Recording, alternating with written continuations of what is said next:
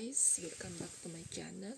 Ayan, magbe-breed po tayo ng ating mga sibuyas. Ayan, mga nakakuha nating sibuyas na i-dried na po siya. So ito pong kailangan lang natin, isang maliit na tali at saka isang mahabang tali.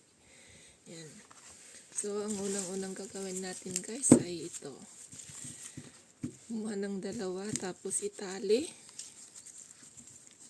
Tali po natin siya. Yan. Hindi rin ako marunong kaso nga lang nagtingin-tingin din ako sa ibang YouTube para mas maganda pong isabit tong sibuyas natin. Yan. So yan, kapag natali na yan, dalawa. So kumuha ulit ng isa. Yan. Yan. Sa na yan na isa, ilagay doon sa loob. Tapos, ganyan na po siya. Ayan. So, lagyan natin ng isa. Ayan. Tapos, ilagay doon. Ayan. Ganyan lang po guys. Madali lang pala noon. Nakala ko mahirap siya. So, ganun din ulit. Kuha ulit ng isa. Ilagay yung ibabaw. Parang nag-breed ka lang ng ng pangalan nun, buhok. Ayan. Tapos yung isa. Ayan.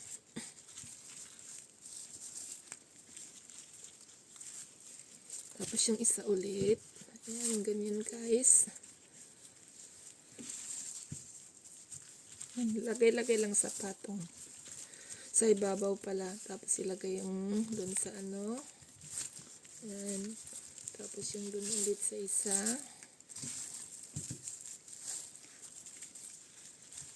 Ayan. Tapos doon. Kunin lahat yung buhok. Ayan. Tapos dito. Ayan. Hindi naman po siya magandang hindi kagaya po yung mga nakikita ko doon sa Damortis. Ang gaganda yung pagka-breed nila. Organic tong sibuyas namin, wala kaming nilalagay na fertilizer. Ayan, ganyan lang guys. Tapos kuha ulit ng isa.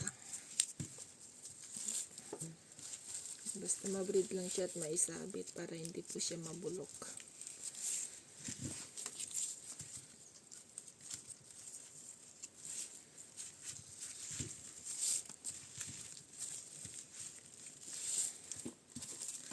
Yan. Okay, ulit. Tapos lagay ulit yung isa. Babaw. Malapit lang matapos.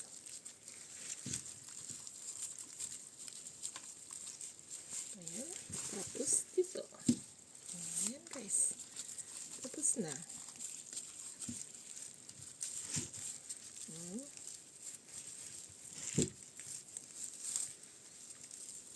Ayan na guys. Tapos na yung sibuyas namin.